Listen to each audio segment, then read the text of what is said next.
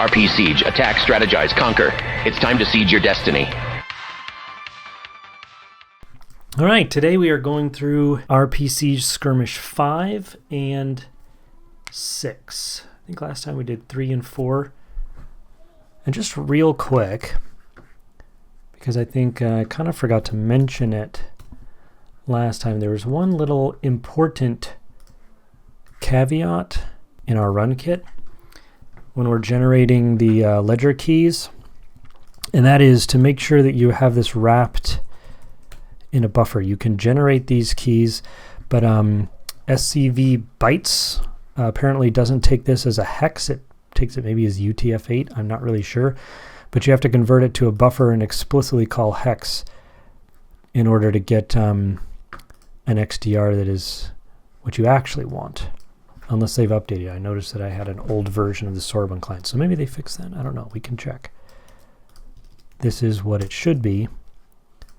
This is what it would have been if you had followed my instructions exactly. Yeah, a bit longer. So make sure you're converting this to the buffer hex in order to get the right ledger key, so that you can actually find the store value, which you'll need to solve Skirmish 4. Okay, let's talk about Skirmish 5. So let me open up the infamous booklet, and then more than half of our book is taken up with Skirmish 5 at the moment, but mostly it's just a load of instructions. It's not a terribly difficult quest if you follow all of the instructions, but there are a lot of instructions, and if you kind of just follow the instructions, it'll be easy to miss some nuances. If you understand the spirit of the instructions, it'll be a lot harder to make mistakes. So I'm going to do my best to walk through and also kind of explain what's going on, with the ultimate goal of arriving at the end with a solved Skirmish 5. I'll make sure to keep the chat open as well. And then as you have questions, be sure and let me know. Okay, so the first thing, well, let's just walk over what we're doing with the task at hand. So essentially all we're trying to do is kind of highlight an exploit or a vulnerability that existed in one of the Uniswap contracts that was caught during an audit. One of those really simple symbol, greater than or equal than, was in the wrong direction, which if anyone was playing yesterday's quest, I also just made that mistake recently. Pretty easy mistake to make, and the issue was it wasn't immediately obvious that it was a bug, because unless you were intending to do something wrong with what we'll look at in a bit in the callback functions, it wouldn't really get caught in a normal test unless you were very explicitly trying to exploit the vulnerability, which is a little bit hard to test for. Regardless, though, what you're trying to do is build out this LP, which has an exploit in it, which doesn't allow you to withdraw, so that we can enforce having to take advantage of that exploit to pass the quest or the skirmish. To do that, though, we're going to make this LP, I almost said LP pool, this liquidity pool, where there'll be two assets on either side of the liquidity pool. There will be no mechanic to withdraw money out of the pool, and the goal then is to figure out a way to get funds out of the LP and either back into your account or really just into this callback function, which I would assume most folks probably built a callback function that was actually a burner wallet. So yay, the liquidity pool wasn't able to hold our funds hostage, but your funds are now lost in an unusable callback function.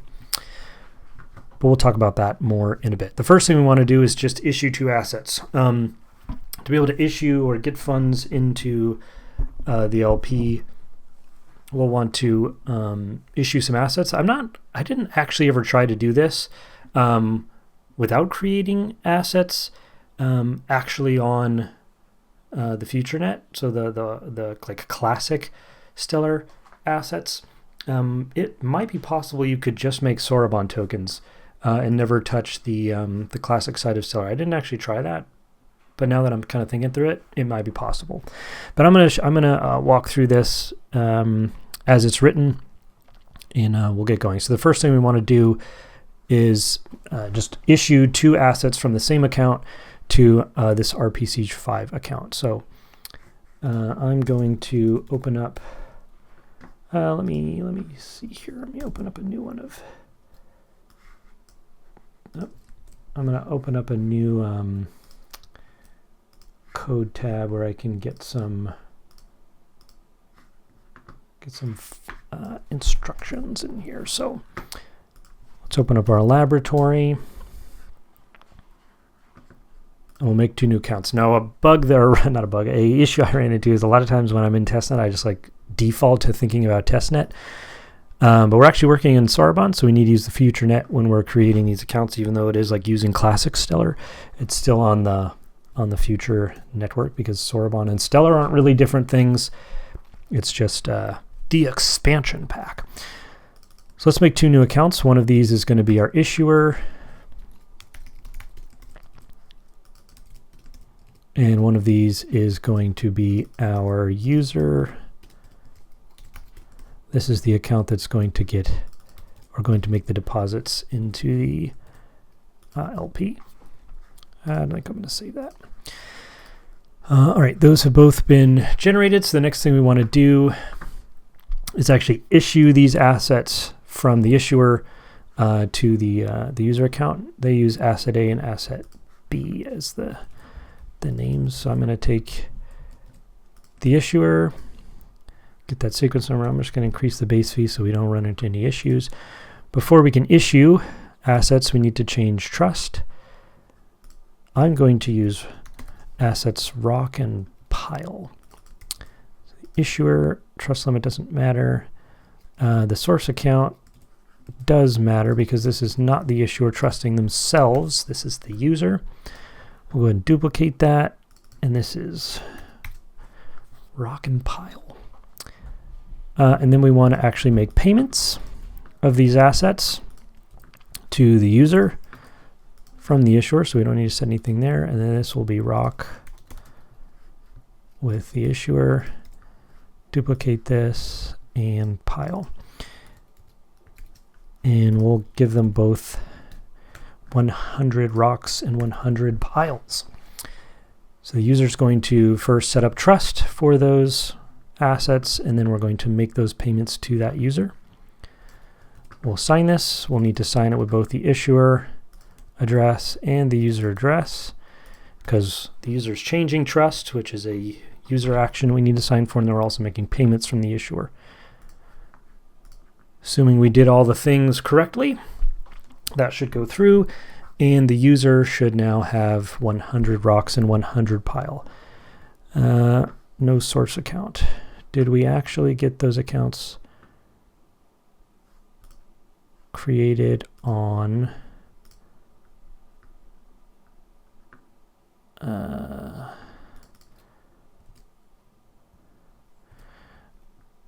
user is correct? Did we actually create these addresses? Oh, wait.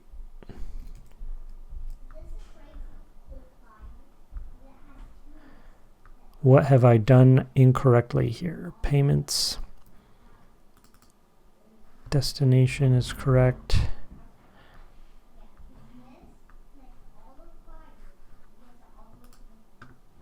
Is it possible that one of these accounts didn't actually get funded?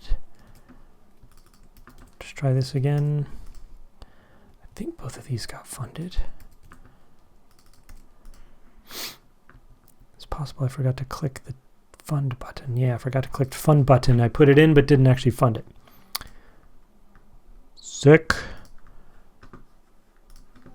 Should have the signatures in there still. That or Nisho merged it away before I could use it. Yes, I'm just following in your footsteps. What have I done incorrectly here? That's correct, Robert. I am not different than anyone else. I too run into the, wait a minute, That should work. Stellar's down. It's broke. Nope, just me. Whoops, that was my fault. All right. So now if we were to look at our user account, we'll see that we now have those assets, 100, 100 rocks and piles. All right, fantastic. Let's go back to our booklet. Now we need to wrap these assets for use as Soroban tokens. And we have some nice helpful instructions here. I'm going to pull over our handy dandy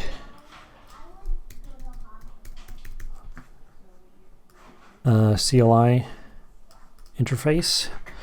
Soroban, I think it's token, or I'm sorry, lab. Oops. Token wrap asset. And then we have the rock issuer. And then we need to make sure the network here is the future net. And I don't know that the source matters, but I have so if you're following along for the first time and don't know, you have the option to set up configurations, which include some identity and network configurations, so you can like save identities. And these are two that I've saved: one identity or one network for the future net, and one identity for just a default account. So these will not work for you if you have not set those up. Hopefully they'll work for me. So there's our rock, and let's also wrap the pile. And we're going to save these fellows. Rock. And then we've also got our pile now. Sweet. So those are wrapped. So if we were to do something like Sorobab, contract, invoke, ID, paste in one of those, and we do something like, or I guess we'll need to do network, future net. Not sure if you have to set a source if you're just asking for help. Yeah, you've got all of your token commands from that, so that's kind of nice.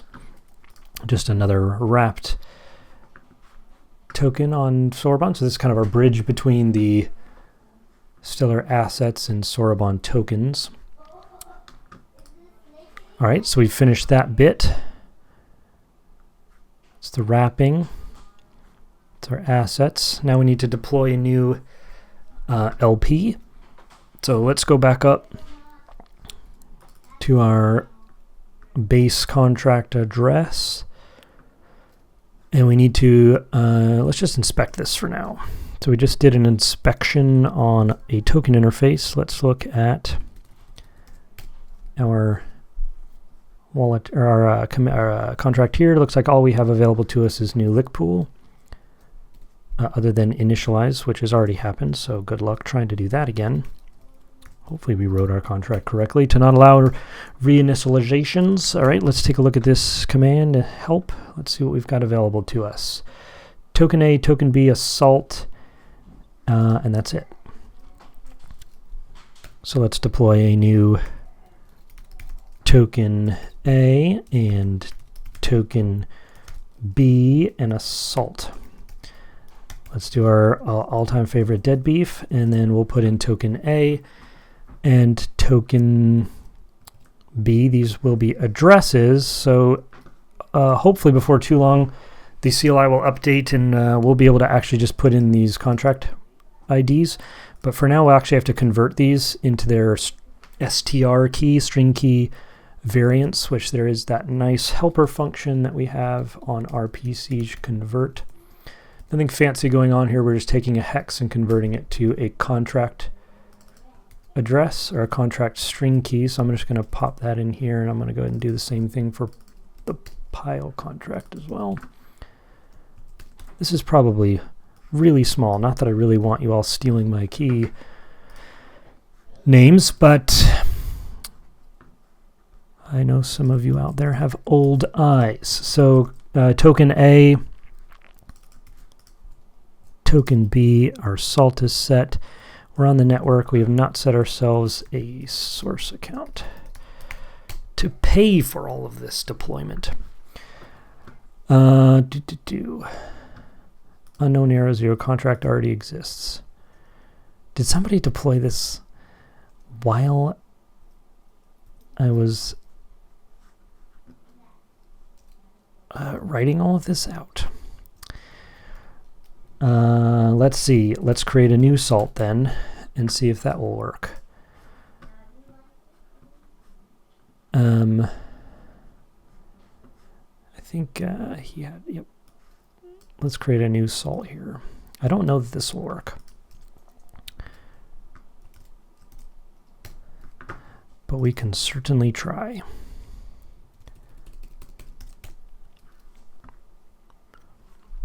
Somebody really out here beating this contract for me in real time.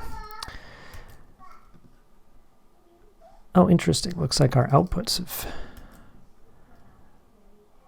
become contract hashes. Interesting. Wonder if I'm using a new Soroban CLI. Yeah. Would not have expected that. So that is our lick pool. Interesting. I'm probably going to need to convert that as well into its contract equivalent. So now we've got our lick pool. Now we need to deposit into the liquidity pool. So we've got these invocations for actually making deposits, and you'll notice we've got our new contract ID. So I'm actually going to try. I might have installed the new bleeding edge Soroban. No, this seems like an older one. Soroban contract invoke ID. I am going to try just because I'm curious if this is working at the moment. I don't think it is, but oops. Yeah, no, it's not. Grab our ID. Make sure we're on the future network.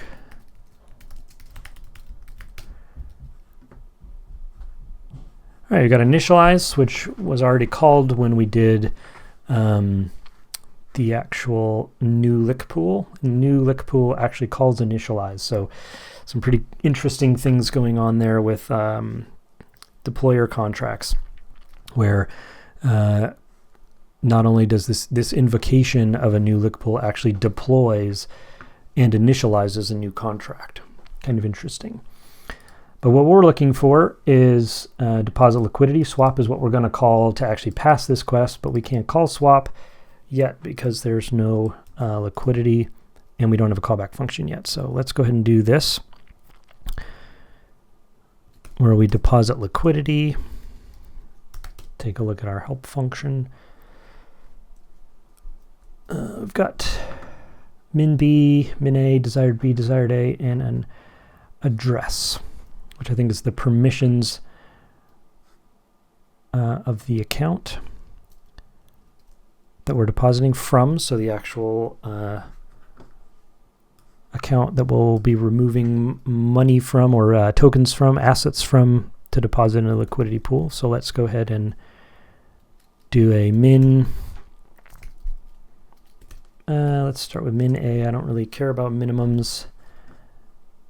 Desired A.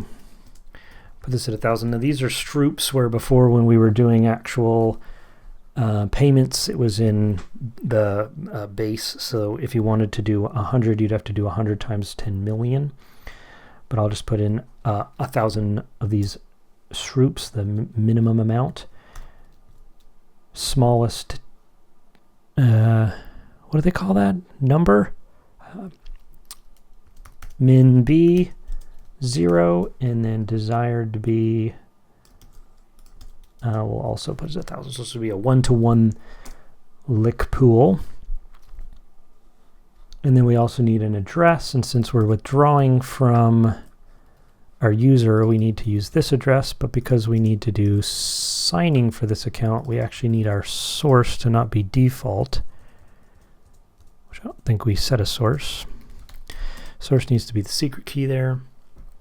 We'll go ahead and make that deposit.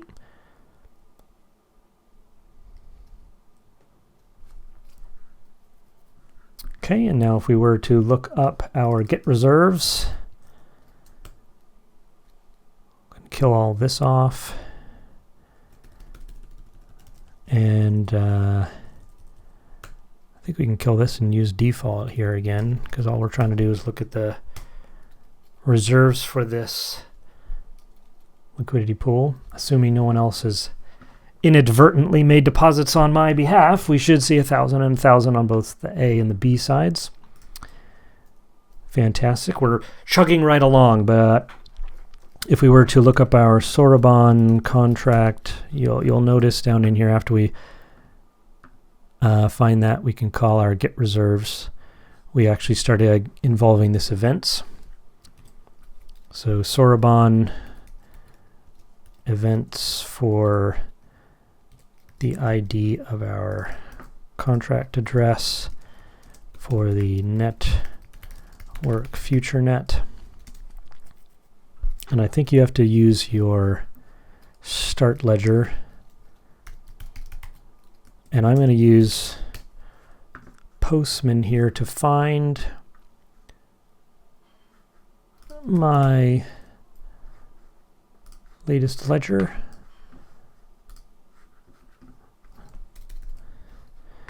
And that latest ledger is this right here. And if y'all are looking, there is, I think it's listed in here, a Postman somewhere in here maybe. There's an official Soroban RPC Postman. I use this all the time. Thank you, Elliot. We'll just back up a couple of ledgers, and hopefully this will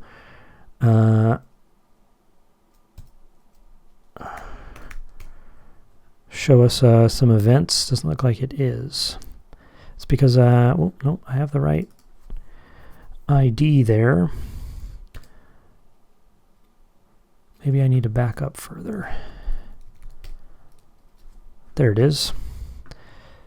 We've got our event, and it's got a massive amount of bytes inside the value here. So if we were to decode those, that would give us our clue for figuring out the rest of the challenge. So let's go ahead and pop up our run kit, do a nice little buffer from hex to string UTF-8. Let's see what this says. You have been scammed. RIP. The pool will use your liquidity without giving any yield, and there is no withdraw function to get your deposit back. To complete the challenge, exploit the contract to get your funds back. Here's the deployer code, and here's the liquidity contract pool. It doesn't look like you can actually copy any of this, which is a bit of a bummer. But I wonder if you can copy it in there. Let's try this. There's more than one way to skin the cat, as they say. Get wrecked, run kit. All right, so we've got all our deployer code, and we've got all of our lick pool code. This one's nice because you can see how in your liquidity pool, when you I guess it was in the deployer right here, when you call the new lick pool, it actually calls this right deployed lick pool. Nope, that's not where it is. The deployer with contract code, it deploys your liquidity pool to the actual ledger. So this is actually deploying a contract for you. And then after it deploys that contract, it grabs the client for that contract and initializes it. So that lick pool, when you see the initialize in our new liquidity pool, you never have to call that. You can't call it because it actually gets deployed inside of the deployer when a new lick pool is called. Pretty fancy. Okay, but we have been scammed, so we got to go back to business here. So we've got our contract code. This is kind of where we don't really need the liquidity pool, or sorry, we don't need the deployer that much. This is where we are able to inspect the code. It's got some very helpful comments, and ultimately it's where we boil down to where our actual bug is right here. So that is the bug, where this is a less than, where it needs to be a greater than. Obviously a bug is that there's no withdraw function, but this is how we're going to exploit the contract. Because in this mathematical equation where it's checking greater than or equal to, you don't actually, in the swap callback, and I'm definitely brushing over this. You want to read the booklet to get the full scoop. It's like I can feel people squinting, which clues me into to expand my. I can feel them like, oh, I can't. It's not. I wish you would just. There we go. Where was I? Somewhere down here, right? There it is, right here. So you want to read the booklet to get the full details. Definitely breezing over it, but inside swap callback, it allows you to like pass in this current. It allows you to pass in this callback address, which is a smart contract address, which is supposed to actually make the swap happen. Where the tokens switch from one side to the other, they actually go from the callback function into the liquidity pool. And if that doesn't happen, if this symbol was in the other direction, it would catch that and it would fail in that you did not send. But because this is swapped around, you don't actually have to do anything in this swap callback function. You can literally do nothing and have the money moved into the callback function and not have to provide anything from the callback function back out. Which is how you would exploit this contract. Now you can also notice how this wouldn't necessarily get caught because normally the swap callback function is going to make that swap, and so this check isn't really going to flag either way because the amount will have been increased. The in before is the same, and so the greater than, equal than, or the less than isn't going to flag if this is doing what it's actually supposed to do. However, when it does nothing, this should catch, and it's not going to. So anyway, that's how we're going to exploit this contract to get money out of the liquidity pool and into the callback. You can notice that this is going to the callback function through the transfer. So this is where the transfer actually happens and money goes into the callback. The callback is supposed to send money into the pool. It doesn't, but the pool is actually going to transfer money from the pool to the callback function. This is how the exploit, or not the exploit, this is how the game is actually passed, is ensuring that this method is actually called and the callback function gets some money. This is one of the reasons, the primary reason why when you build your callback function, you probably want to include some methods for actually doing something with that money, because this callback is where the money is going to be sent. The tokens are going to be sent, not back to the user address. So this can be a little bit confusing as you're walking through this when you kind of come across the realization that the user made the deposit, but the user's not actually going to get the money back. The callback is going to get the money. Now, the user does control, like you're going to write a callback function, so ultimately your code, your contract that you wrote will receive the money, so it's all up to you what you want to do with that. I definitely, when I was testing, wrote a contract that did nothing with it, so it's essentially burned. But you could just as easily make withdraw functions, or inside of whenever the callback function is called, you could just send it back to some Stellar wallet address, kind of whatever you wanted to do. But to actually get the swap function to do its thing, we're going to need to write and deploy a contract so that we have an address to throw in when we're calling this swap function and need this callback address. So I'm going to go ahead and do that. I think over here I've got contracts at the ready. So let me open this up on my other screen.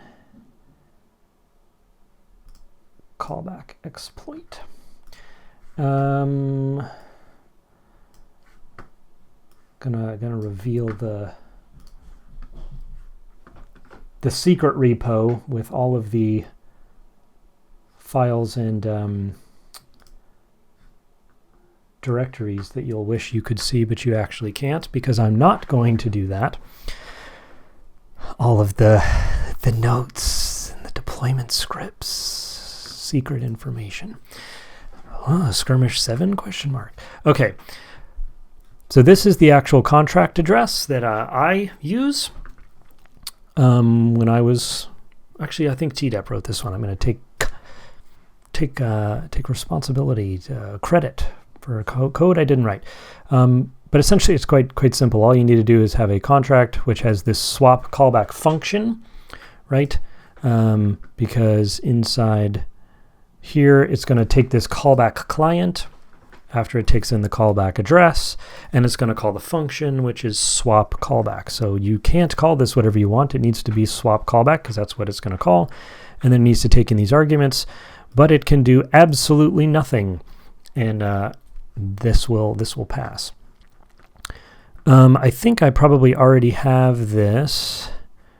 So let me open, I think I probably already have this deployed. So let me, wow, that's really tiny. I can feel the squint juices, the squint power. Soroban contract, deploy, WASM, is it target, WebAssembly unknown, release. I think this is called Skirmish 5 callback exploit WASM. And we want to deploy this to the network, which is the future net. And we want to call this to the source default. So this will give us our callback function or contract that we'll use. Once this deploys, tick-tock, tick-tock. Okay, come back here. Oh, not there. Where was our code? There we go. And this is our callback, and I know already I'm going to have to convert this so that I can get it in as an argument. And now I need to find this guy again. Contract invoke. We don't need to get reserves. We need to do a swap. And let's take a look at our arguments. Interesting. We got an RPC low level error, 503. Oh dear, what are you all doing?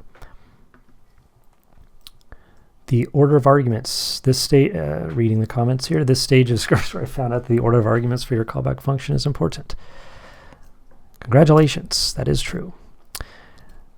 All right, I'm just going to start calling these in. Amount. Let's say it's 100. I love how these examples, like, yes, it is an I-128, but good luck calling in negative 100. I like that it doesn't like provide examples, though. I'm going to skip NFT destination for now and just call callback, which is this. Buys a, that's an optional, I think that's an optional. Like you can buy A, and then if you exclude it, it means you're buying B. So it's just like a toggle. So I'm going to try and exclude it and see if it works. From is definitely optional. That actually only gets passed to the callback, and it's more of a feature of callback functions, but it is optional, which essentially I think lets you denote like where the funds are coming from potentially, or where you want them to go to, just like passing in additional information to the callback function.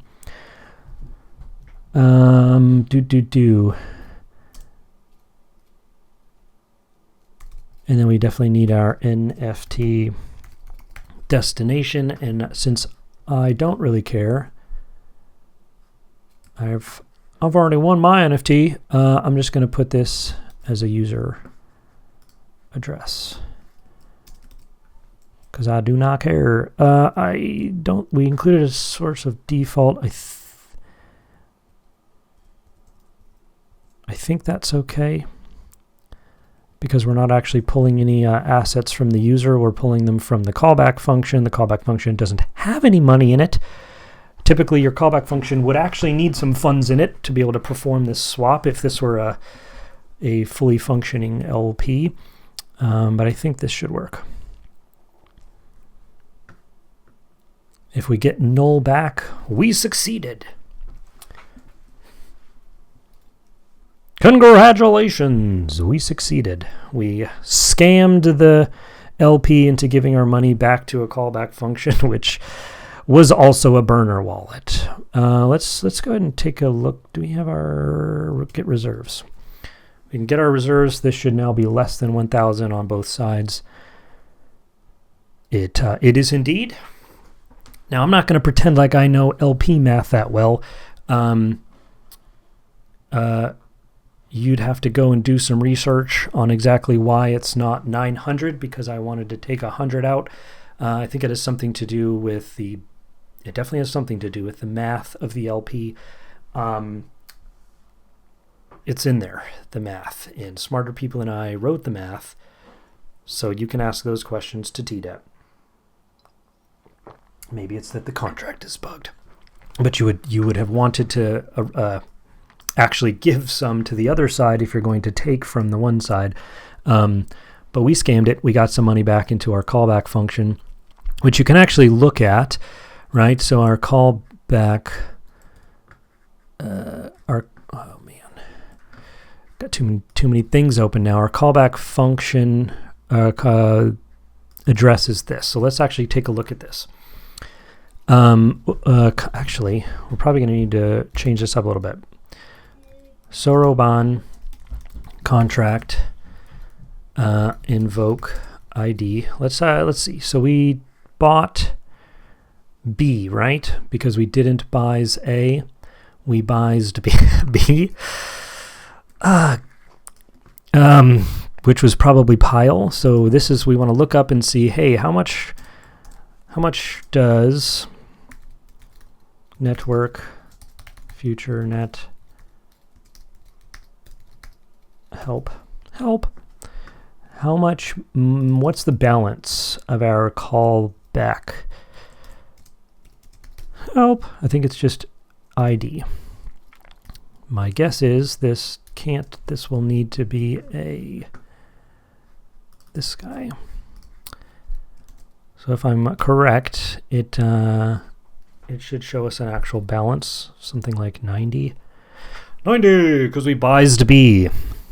Cool, so our callback has now got 90 of the pile in it, burned, locked forever, never to be rescued. But there you go. That is how you solve Skirmish 5. Any questions about any of that while I toss all of this stuff and get ready for Skirmish 6?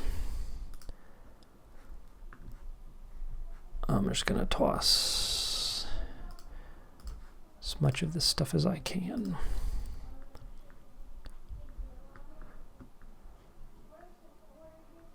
Let's take a look at this one. We're kind of running up. I guess we can definitely keep going. That did take us a little while. What a fun quest, though. So many things to learn. Let's get rid of this. We already have one of these. I think we're here now. And I can more just explain Skirmish 6 here. This one was a fun one. I have spent a lot of time over the last couple of weeks trying to figure out, wrap my mind around the difference between transaction simulation and transaction submission. So within Soroban, you've got this concept of footprints and contract simulation, where you essentially like run the contract in a simulation without actually executing it on chain. And that happens in one request. The CLI kind of obfuscates this. If you're using like this client SDK or the Python SDK, is a little more clear, where you actually have to run a simulation which goes out to the network and then comes back, and that provides you with a footprint that you sign and then submit to the actual network, where it runs the same simulation, but instead of it doing it as a simulation, it actually executes it. But all of the variables have to be the same for things that are like being signed or argument generation for the actual anything that's saved or used as a variable. So that is a big foot gun gotcha. It's not unique to Soroban. A lot of other smart contract protocols do this. The issue though is that if you have time differences or ledger differences, and you're reliant on the ledger sequence or timestamps for like RNG, which is a big part of this game, you're going to run into big issues, because the simulation will produce one variable, but by the time you receive the simulation back and then wrap it up into the contract submission, and the simulation, I guess, is rerun and then matched against the footprint, they'll be different, and so it will fail. It will either fail on the actual footprint side, or it will fail during contract execution. So it's a bit of a gnarly issue. And it's one that takes some time to wrap your mind around. And so I wanted to build a quest that at least started to touch on that. I'd still like to see if I can find a way that highlights this a little bit more, but I think we'll have to wait until the CLI allows like a dry run or a footprint output, or maybe even allows us to like build custom footprints. I don't even know if that's possible. But until we have those, like a little bit more insight into the simulation, this is kind of like the best that we can do. Let's go ahead and take a look at this contract. It's always a good place to start, though.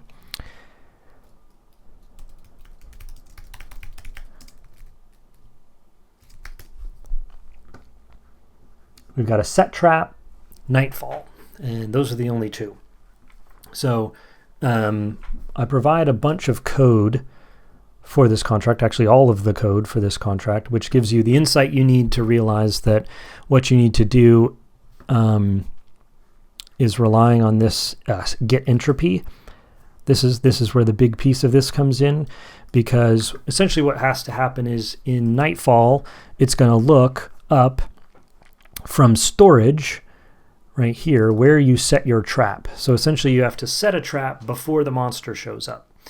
You have to preemptively know where is the monster going to show up. And you can know that because we are getting the RNG from known variables, kind of known variables, one of those being the ledger sequence. So you get the ledger sequence, and the sequence is right now being there's a tolerance that's given for it of 6. So ledgers close in about 5 seconds. 5 times 6, you have about 30 seconds from whenever that modulo starts. So if you close right at the end of 30 seconds, you'll have far less. So that could be a bit of a clue into making sure you start transaction submissions, like start the whole process at the beginning of a modulo rather than in the middle of one or right before the close of one. And this is just to kind of allow that tolerance. I've been able to get it with this modulo as low as 2. I've never been able to clear it if it was just using the raw ledger sequence.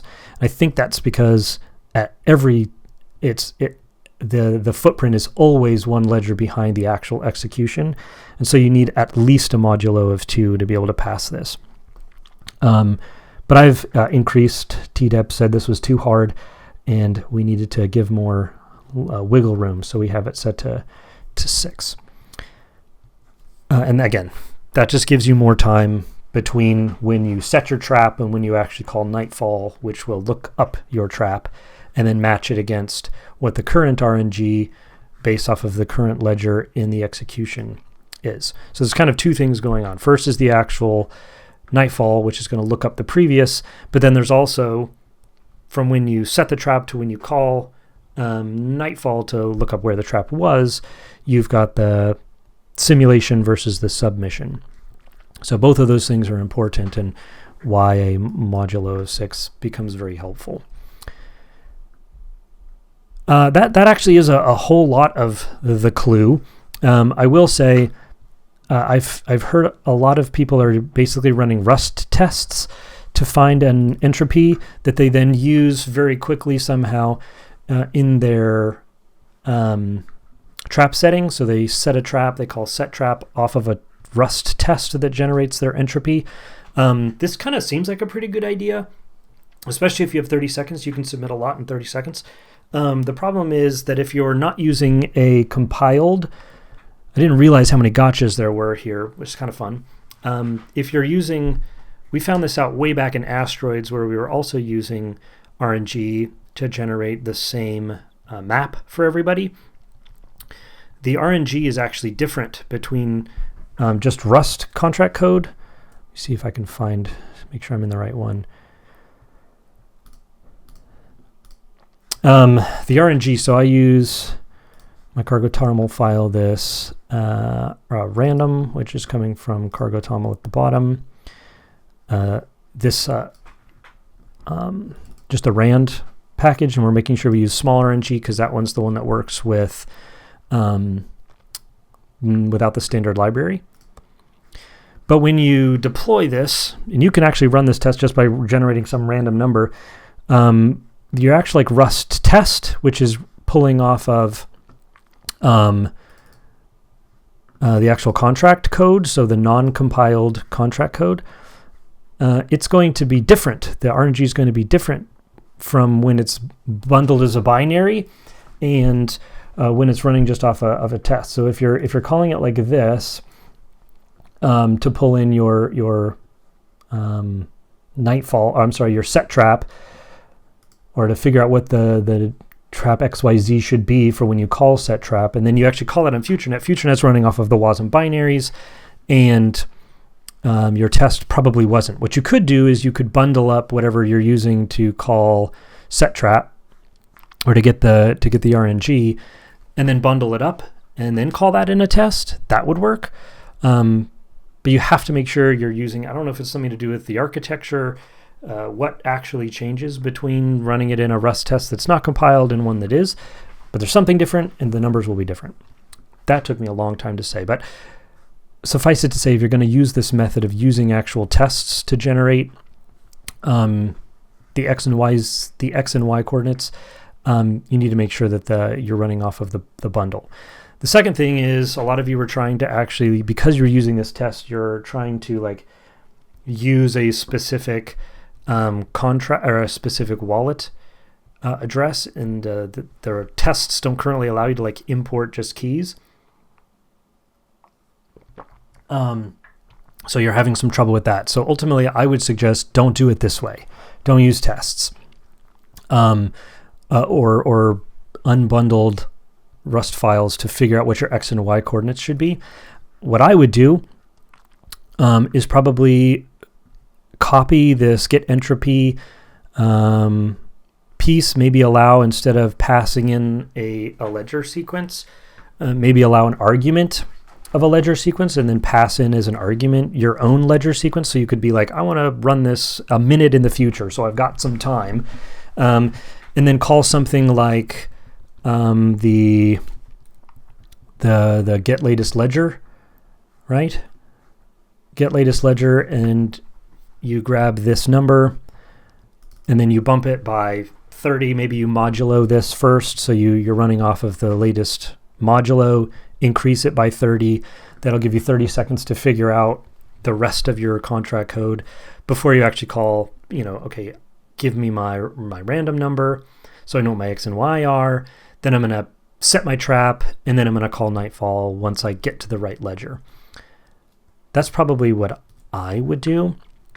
And then actually deploy that contract on the FutureNet and call it in like a bash test, so that you can get your X and Y directly from the ledger by passing in your own custom sequence, and see use that rather than actually trying to run it off of Rust tests.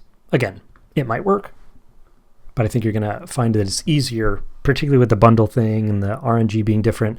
You're going to find that it's easier to actually call a contract that's deployed on FutureNet that gives you your X and Y coordinates, and then use those to set your trap, and then do something like a wait until it's the right sequence, and then actually call the right sequence, meaning the one that you set for the X and Y that you got. Call Nightfall, and it should pass. I will say, in I think it was Venamo, maybe somebody found a way. So I really liked, you can actually solve this. Technically, you can solve this inside of a singular contract. So I'm giving away a little bit too much information, but this is my contract, my version of that same thing, where I get my entropy by copying that thing. I pass in a sequence as an argument. I have a find monster function, which allows me to pass in that sequence and get my X and Y back as arguments, and then I can parse those and set my trap on the actual contract function or contract code that we're looking for the set trap function. And then I just wait until whatever sequence I set to get my X and Y, and then I call Nightfall. But you can actually solve this whole thing if you import the WASM binary, which for what it's worth is actually kind of difficult. I have not yet found a way to get WASM off of the ledger. This is going to be a plug for anybody that's actually paying attention. We need to fix this, friends. Get Ledger Entries has the ability to do this, where you can request a contract's WASM code, but none of this Python code actually works. So we need to get that patched, because once you get your WASM code, and I've taken a peek into the future on the CLI, and this will be much easier very soon, but you can actually grab the WASM for this skirmish, and you could call both, you just pull in the RNG that you already did with the sequence number, get your entropy from what we used below. Then you can call set trap on X and Y, and also call Nightfall right next to each other, so you don't have to worry about sequence numbers, because there's no time difference between when you set your trap and when you call Nightfall. But as was noted, our current checks don't actually, they look up off of, did you submit this contract code? And since you would actually be calling your own contract code, we don't actually know in that contract that I'm aware of that you did a cross-contract call. So I need to look further into the actual transaction information that comes back from the RPC when you make a call, and see if there's like some sort of stack that would point to the fact that you called Nightfall successfully inside of your own contract. So I'm going to look into that, because this is really clean versus it's the difference between a bash solution that looks like this, right? So there's just one thing to call your own contract code, and one that looks like this, where you're calling get sequencers, you're finding the modulo, you're increasing the modulo to some point in the future, setting up trap sequence to figure out what the actual X and Y should be. You're then parsing the X and Y into JSON, and